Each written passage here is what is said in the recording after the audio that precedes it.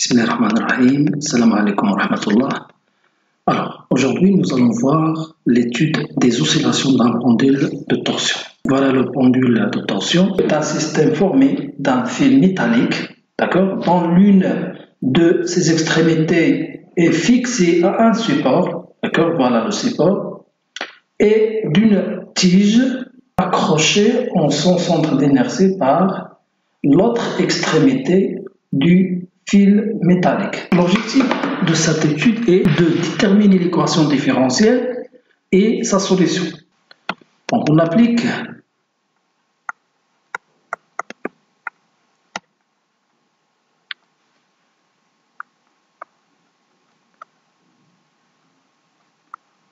un couple de forces du moment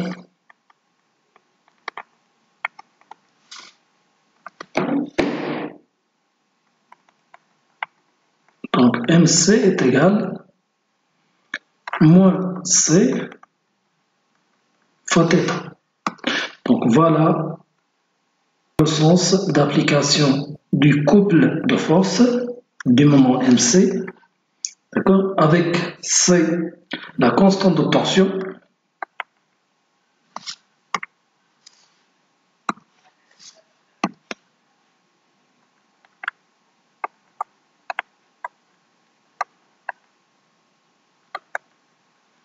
du fil. Alors son unité c'est Newton par mètre sur rad. Et θ, angle de torsion.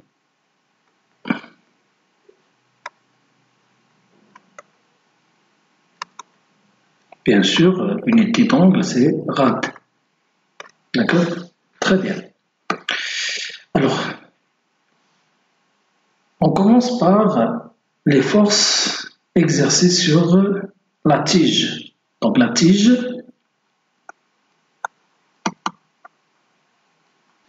est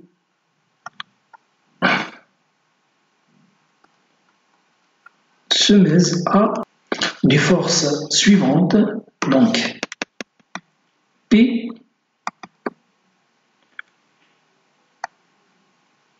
son poids,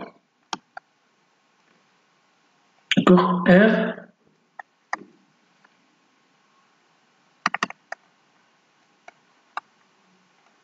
la force exercée par le fil,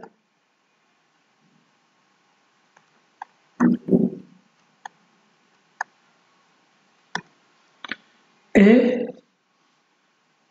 le couple de force du moment MC est égal à C fois θ. Donc voilà le poids, donc voilà le centre de la tige, et voilà le poids P, et voilà R. D'accord? Très bien. On applique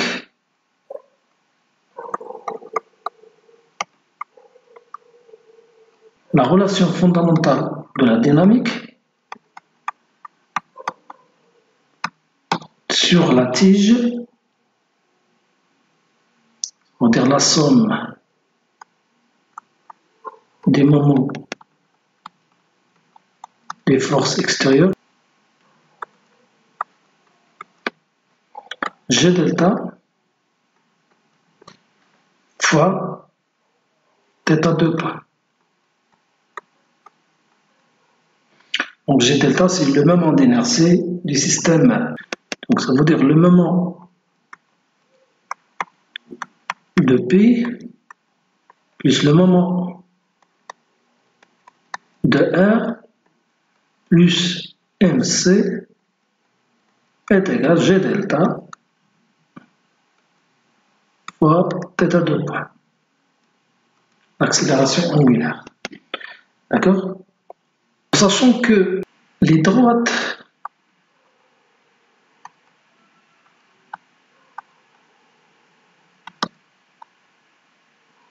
d'action des forces P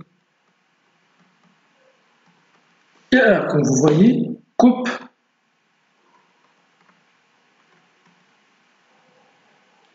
l'axe de rotation delta.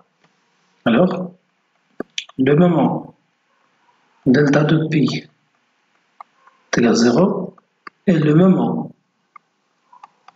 de R aussi est égal à 0. Alors, notre relation devient, on remplace MC par moins C fois θ est égal à G delta fois θ 2 points. Alors, l'équivalent, θ 2 points plus C sur G delta fois θ est égal à 0. Donc, c'est l'équation différentielle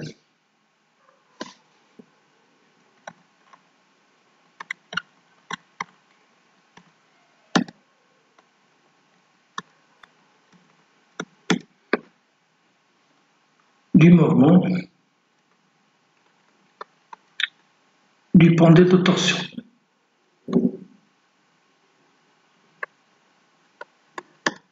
D'accord? Voilà. Alors, la solution de cette équation différentielle, ou bien la forme générale de la solution de cette équation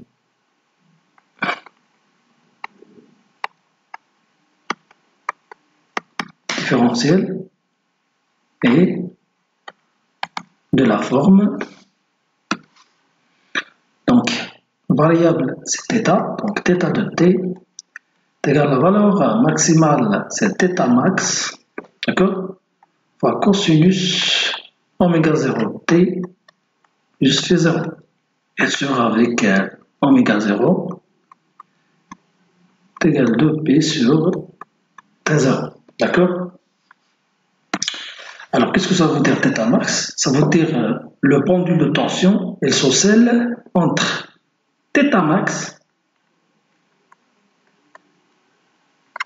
et moins θ max. D'accord? Et θ est égal à 0, ça veut dire l'état d'équilibre. Donc, θ max, θ est égal à 0, moins θ max, θ est égal à 0, et θ max, et ainsi de suite. D'accord? Donc maintenant, on va chercher θ max, oméga 0 et phi 0. Donc θ max, elle se détermine à partir de la courbe, ça veut dire la valeur maximale.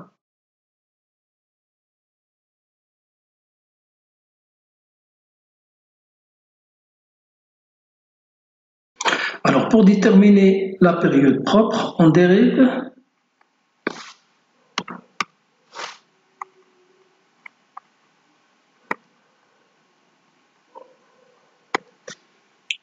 θt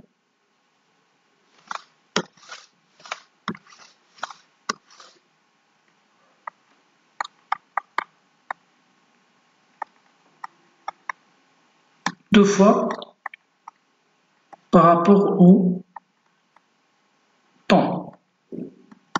D'accord? Donc, θ point donc, est égal à la dérivée de cosinus, c'est la dérivée de l'intérieur, d'accord? C'est oméga 0 moins sinus, ça veut dire moins oméga 0 fois θ max sinus oméga 0 t plus phi 0. Et θ seconde est égal, donc la dérivée de l'intérieur de sinus oméga 0, ça veut dire moins oméga 0 carré fois θ max, et la dérivée de sinus c'est cosinus oméga 0 plus phi 0 est égal. Donc cette expression représente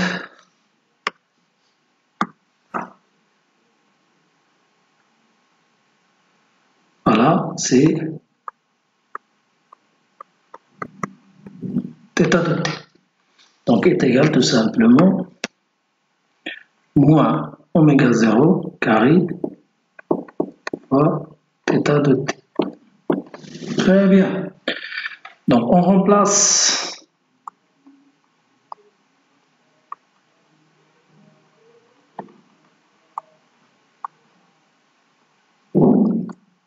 dans l'équation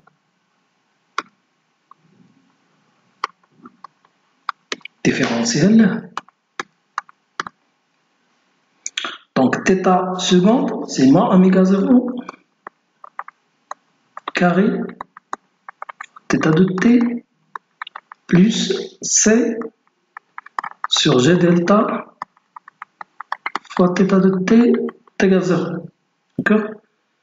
Alors, puisque θ de t différent de 0, donc, factorisé par θ de t, égale moins oméga 0 carré plus c sur g delta est égal à 0.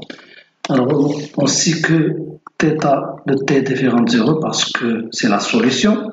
Alors,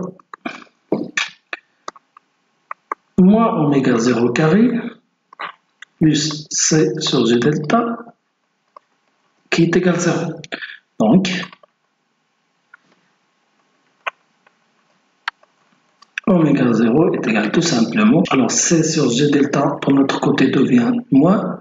Moins avec moins c'est plus. Et la racine de c sur g delta. D'accord? Et pour déterminer la période,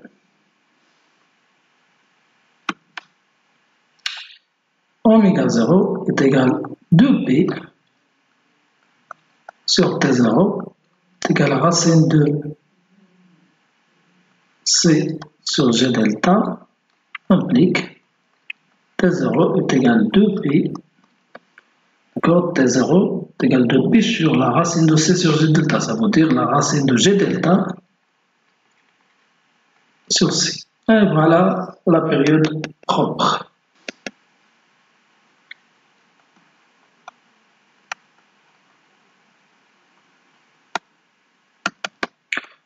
Alors on sait que F0 est égal à 1 sur T0 est égal à 1 sur 2P sur G sur C sur la racine de G delta sur C, donc fois l'inverse, c'est simplement C sur G delta. D'après les conditions initiales,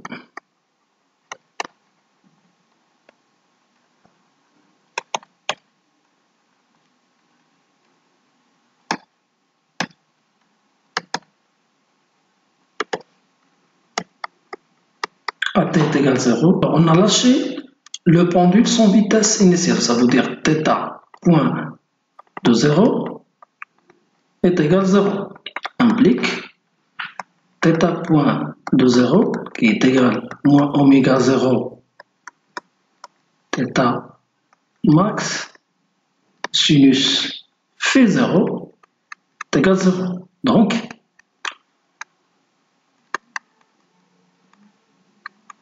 sinus de phi 0 est égal à 0. Alors, phi 0 est égal à 0. Ou phi 0 est égal à pi. Ah, bien sûr, plus ou moins pi. Et t est égal à 0. On a θ de t est égal à 0 est égal à θ max. D'accord? Clique. θ 0 est égal à θ max cosinus phi 0 est égal à θ max. Clique. Donc, cos phi 0 est égal à 1. C'est-à-dire θ max sur θ max. Donc, automatiquement, phi 0 est égal à 0. D'accord? Donc, implique la solution finale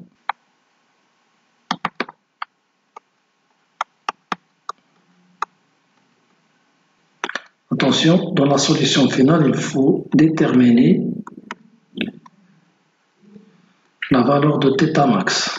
Voilà, à partir de là. D'accord? Donc, dans la solution finale, il faut écrire la valeur de θ max. C'est clair? Cos 2π sur T0 fois T plus 0 est égal θ max cos 2π sur T0 fois T. Très bien. Voilà mes chers élèves, on a terminé l'étude du pendule de torsion. Je vous souhaite bon courage, bonne continuation et à la prochaine vidéo Inch'Allah avec d'autres pendules. Salam alaikum.